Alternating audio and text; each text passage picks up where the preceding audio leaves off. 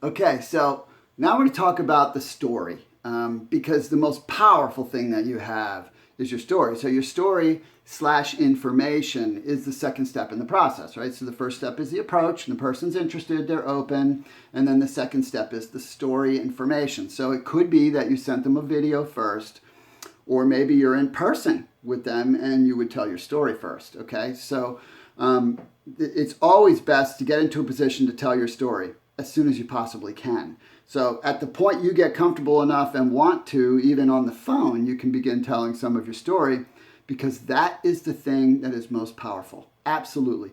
People do not resist stories. They do resist information when it's coming from you. And not that there's anything wrong with you, but that's just the nature of people because they feel then that they're in the sales process. A story doesn't feel that way because people don't critically analyze stories like they critically analyze information. See, when you're giving information, this is why it's beautiful that you don't have to be an expert in anything to do this. That's what the information tools are for. People don't argue with tools, especially third-party tools. But when you're telling a story, they're not critically listening to you. They're involved emotionally in the story. That's how we're wired. We're wired to see things and hear things in stories. And that's, if I say, I was walking down the beach with my wife, you don't see those words go across your brain. You immediately envision something, right? I mean, that's the nature of how our brains work. And so stories are powerful and they provide hope for people. And so in the process book is a complete map on how to make your story. And so again, go back through that.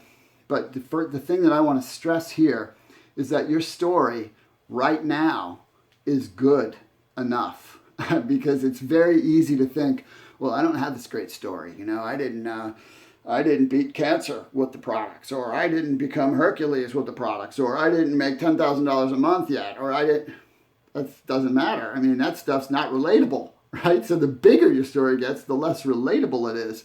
Bottom line is, everybody is struggling with something, and you're offering them hope because you found something to help you with your struggle. I mean, it's really not any harder than that. And so, in general, to get into the position to tell your story, whether you're by phone or whether you are in person, you ask why someone is open, right? You just ask, so why? I know that you have tried to lose weight.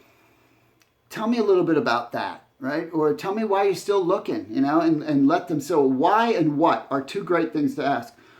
Why are you open and what have you tried, right? And that allows that person to begin sharing, and that's good information for you to be receiving because you can address some of what they say in your story. And I'll explain how that works as I go through.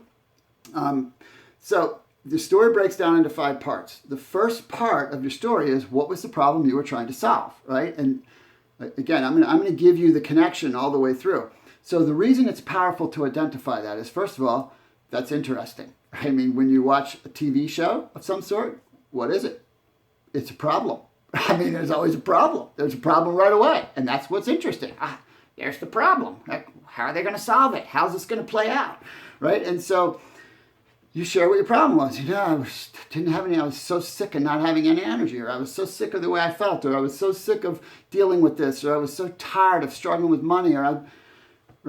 People are like, they got their own stuff going on. It might not be your exact problem, but it's not relevant. It's not even relevant. What's relevant is that you had a problem you were trying to solve, right? Because that then connects to the fact that they too have a problem that they're trying to solve right now, in this very moment. That you are sitting with them or talking to them, they're in the process of trying to solve their problems. And in many cases, they've lost hope, and you're going to bring that back to them. And so then the second part of it is, and by the way, a problem doesn't have to be a bad thing. I should have said that at first. It doesn't have to be a bad thing.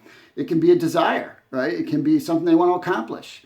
It can be anything that they're trying to solve. That's the definition of a problem, is something you're trying to solve. A math problem is not necessarily negative unless you hate math. It's just something to solve, right? So it's something that you're trying to solve. And so they can connect because there's things they're trying to solve. Next is the journey you went on. This is a really crucial part because in this part of your story, you shouldn't skimp on it. Matter of fact, you should really flesh it out completely so that you know every part and corner that you could include. Because let's say weight has been a problem for you and you've been on a journey to solve it. Now you're using Body Smart and you're excited about what's happening. I'll bet you've had quite a journey, right? I'll bet you've struggled with it. It's made you feel bad. I'll bet you've had times where it's affected your self-esteem, right? It's even affected your relationships because of how you felt, right? This is just true stuff. I'm not afraid to be real. We have to be real. So there's all kinds of things, and it's important to identify those because this totally is relatable for the other person, because someone's journey to solve their problem isn't on the surface. It's deep. It's really deep, because whatever the problem, let's say it's money is the problem. People say it's okay, I got a money problem. I had anxiety about a money problem. No, they have anxiety because they are awfulizing the money problem, right? What's going to happen if I can't do this? And then what does that mean? And how does it make me feel as a human being that I can't even take care of my family? And people go on. And I'm telling the truth because you do it too. I do it. We all do it. And so in the journey, you got to talk about the things you have tried and how all that made you feel. Because, man, these are boom, boom, boom connections. People are relating to you big time, and they're being drawn in. See, the power of a story versus information is when you start doing a presentation, right? People start backing up, right? But when you start telling a story and you share in your heart, people start leaning in. They're leaning in, right? And they're involved in the story, and they're beginning to make relations to themselves and connections. And so you tell them the journey that you went on. Then you tell them how you discovered this. And this is awesome stuff right here, because what you're able to do here is multiple things. One, you share that somebody introduced this to you. So you tell them how that happened, right? Because you still tell the story. So you can't just go, and then I found this and got started. That'd be like leaving out a whole chapter of the book, right? So you say, and then my friend Carol called me up and she started telling me what had happened to her. And I'm thinking, oh my gosh, that sounds just like me. And then she started explaining things about it to me, and right, you got a couple things here. One, you're able to share her story, right? Carol's story, if you want to, or Carol could have told you about someone else, and you share that story if you want to. I do. I mean, I'm a storyteller, right? That's because I know that's what to do. I didn't grow up as a storyteller. I learned it by doing this, because stories are what we've been doing our whole life, right? If you went to school and didn't have your homework, what did you do? You told a story, right? You've been telling stories your whole life. You've been telling them to your parents, your spouse, your kids, right? You tell stories in the workplace. You tell stories everywhere. So this is normal stuff. And so you're at this time making a connection with them at an intersection, because you're telling them how you discovered it at the very moment they're in their journey connecting with you and they're discovering it. This is incredible stuff that I'm giving you right here. It's so powerful and it's so easy and it's fun. I mean, it's fun to do this. And so what you're doing is you're giving them hope. Suddenly they have hope. And in some cases, I'm going to tell you, in some cases, that moment is the first time that person has had hope in a while. You take a second to digest that. That is some powerful stuff. So you're providing hope at the same time you're sharing and intersecting with their story. So then the next thing that you do, the fourth piece of the story, is you share what attracted you to this. And this is another awesome part. So if I was going to give you a presentation, for example, about Life Plus's business, right? I would tell you how there's no sign-up fee, there's no kit to buy, which is all great information. But I'm still giving you information while you're back like this, right? But if I say, and then when Carol was telling me about it, and she was telling me there was no sign-up fee and there was no kit to buy, I couldn't believe it. I never heard of anything like that. What do you think is going on in the brain of the person you're talking to? They're like, I never heard of anything like that either. That's unbelievable, right? They're discovering it with you at this point.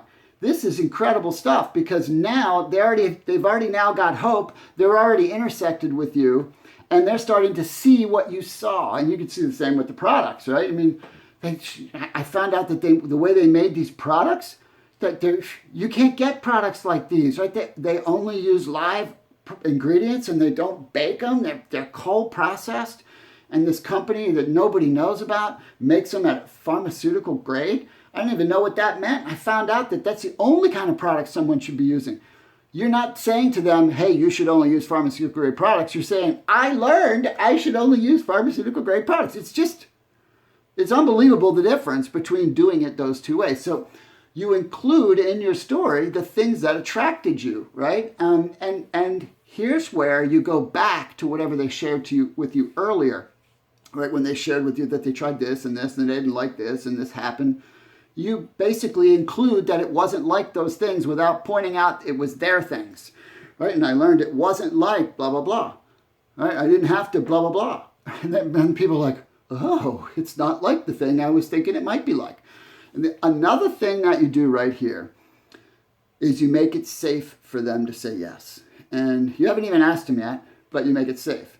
And you do that by saying, and then when I learned that there was no sign-up fee and that I could try the products direct from the manufacturer at the wholesale price, the same price my friend was paying for them, and if I didn't like them, I could send it back. I'm like, why wouldn't I do that? Why wouldn't I do that? What you've just done is make them go, yeah, why wouldn't I do that, right? That's without saying, hey, why wouldn't you do that? Because if you say, why wouldn't you do that, then they'll have answers for that. But if you say, this is what I did because, and it was the smartest thing to do, they'll be thinking, wow, that's the smartest thing to do. And so it's just, this is why it works. And then the last thing is your experience, which is really like opening up sunshine for them, right? You talk about the incredible people in our community. You talk about the things you're learning. You talk about how much better you feel. You talk about how much more effective you're becoming even in your work. You talk about how your life is changing, right? Because that's what we do, right? We change people's lives. And so now they're becoming inspired. They're starting to believe that this could be an answer for them, right? And what's going to happen when you finish your story and you sit back a little bit, either on phone or in person, is one of three things. They're either going to go, man, that sounds awesome, but I don't think that's for me. And you know what you do? Nothing. You let it be okay, right? You let it be okay. Because when you let it be okay and you guys then, chat a little bit more and then you go your separate ways, they're going to spend a lot of time wondering what they missed. If you tried to convince them and they hold back, then they're going to feel like they won and they're going to dismiss you. Not to mention, they're going to feel like you pressured them and that changed the game. All right? But you letting it be okay makes them wonder what they missed. And when they wonder what they missed, they're going to think about you frequently. And they're going to be wide open next time you talk to them because you didn't pressure them, and they'll never, and I mean never, forget the story. Never. And that's powerful. The second thing that's going to happen is they're immediately going to have questions. So how does it work? So where do you get the product, right? Or tell me more about the product, or tell me how do you get paid, or how would I do it? These are called involvement questions. What they're telling you right now is answer this because I'm pretty much ready. That's what they're telling you, right? They're involved in their mind. And then the last thing you would do is there would be silence. And some people process a lot, so they're silent. Let them be silent for a second and then say, so does this sound like something you might be interested in? That's pretty easy. They'll say yes or no, but they're going to say yes in this point. And then you'll get into the questions and then you'll say, hey, what do you need to know? Pretty simple. Follow that.